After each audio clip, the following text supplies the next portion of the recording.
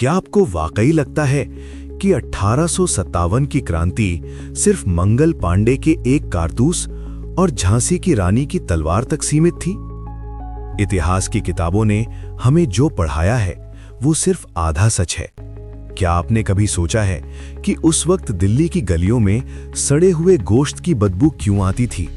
क्यों अंग्रेजों ने हजारों बेगुनाह भारतीयों को तोपों के मुहाने पर बांधकर उड़ा दिया था? और क्यों उस महान क्रांति के पीछे एक रहस्यमयी रोटी और कमल का खेल चल रहा था? आज हम इतिहास के उन पन्नों को पलटेंगे जिन्हें या तो जानबूझकर फाड़ दिया गया या फिर समय की धूल में दबा दिया गया। तैयार हो जाइए 1857 के उस खौफनाक और रोंगटे खड़े कर देने वाले सच को जानने के लिए जो आज तक आपसे छिपाया गया। अगर आप सच्चे भारतीय हैं तो ये वीडियो आपकी आत्मा को झकझोर देगा। कहानी की शुरुआत उन किताबों से अलग है जो आपने स्कूल में पढ़ी। किताबों में लिखा है कि विद्रोह चर्बी वाले कारतूस की वजह से हुआ, लेकिन असली कहानी इससे कहीं ज्यादा गहरी थी।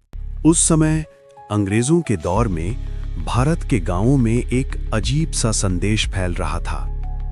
लाल कमल और सूखी रोटियां। रात के सन्नाटे में एक गांव का चौकीदार दूसरे गांव के चौकीदार को रोटी थमाता था। किसी को नहीं पता था कि इसका मतलब क्या है, यहां तक कि अंग्रेज जासूस भी हैरान थे। लेकिन ये एक गुप्त संकेत था, एक संदेश, तैयार हो जाओ, वक्त आने वाला है। लेकिन इसके बाद जो हुआ वो इतिहास का सबसे खौफनाक अध्याय था। जब विद्रोह शुरू हुआ तो अंग्रेजों ने सिर्फ सैनिकों को नहीं मारा, दिल्ली से लेकर कानपुर तक एक काला आतंक फैलाया गया। कई विवरणों के अनुसार सड़कों के किनारे पेड़ों पर लोगों की लाशें लटकाई गई थीं ताकि डर हर दिल में उतर जाए। अंग्रेजों ने आदेश दिया था कि इतनी लाशें लटकाओ कि पेड़ों पर पत्तों से ज्यादा इंसान दिखें। इतिहास में यह भी दर्ज है कि विद्रोहियों को तोपों से बांधकर उड़ाया गया ताकि न शरीर बचे न अंतिम संस्कार हो सके।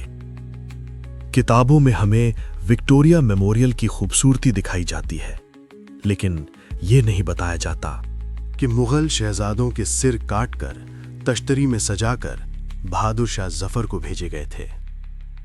एक और सच जो आपसे छिपाया गया वो था इकोनॉमिक वॉरफेयर। अंग्रेजों ने विद्रोह को कुचलने के लिए भारत की पूरी कृषि व्यवस्था को जलाकर राख कर दिया। लाखों किसानों को सिर्फ इसलिए फांसी दे दी गई क्योंकि उन्होंने विद्रोहियों को मुट्ठी भर अनाज दिया था।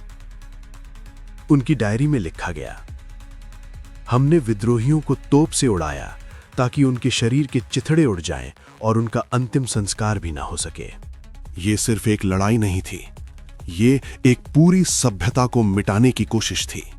लेकिन इस अंधेरे के बीच एक रोशनी भी थी। क्या आपने अजीजन बाई का नाम सुना है? एक नर्तकी जिसने अपनी पूरी जमा पूंजी क्रांतिकारियों पर लुटा दी और खुद घोड़े पर सवार होकर अंग्रेजों से लड़ते हुए शहीद हो गई। या फिर माता दीन भंगी, जिन्हें कुछ लोग उस चिंगारी का हिस्सा मानते हैं जिसने विद्रोह की आग को हवा दी। ये वो नाम हैं जो इतिहास के किनारों में दबा दिए गए। सबसे बड़ा खुलासा, ये विद्रोह अचानक नहीं हुआ था, बल्कि इसकी तैयारी काफी समय से चल रही थी। लेकिन कुछ जगहों पर विश्वासघात हुआ और क्रांति धीरे धीरे दबा दी गई। लेकिन 1857 की वो चिंगारी कभी बुझी नहीं। उसने अंग्रेजों के दिल में एक ऐसा डर बैठा दिया जो 1947 तक बना रहा। वो आज भी हमारे खंडहरों में, हमारी पुरानी गलियों में और उन बरगद के पेड़ों में गूंजती है जहां हमारे पूर्वजों ने अपने प्राण न्यौछावर किए थे। तो अब सवाल ये है, क्या हमें इतिहास पूरी सच्चाई के साथ पढ़ाया गया है? क्या आपको उन गुमनाम शहीदों के नाम पता हैं जिन्होंने झांसी की रानी और मंगल पांडे के साथ कंधे से कंधा मिलाकर लड़ाई लड़ी थी? अपनी राय कमेंट्स में जरूर लिखें। इस वीडियो को शेयर करें ताकि हर भारतीय अपनी असली विरासत को जान सके। और ऐसी ही अनसुनी और सच्ची कहानियों के लिए चैनल को सब्सक्राइब करें और बेल आइकन जरूर दबाएं। मिलते हैं अगले एपिसोड में एक और बड़े सच के साथ। जय हिंद, जय भारत।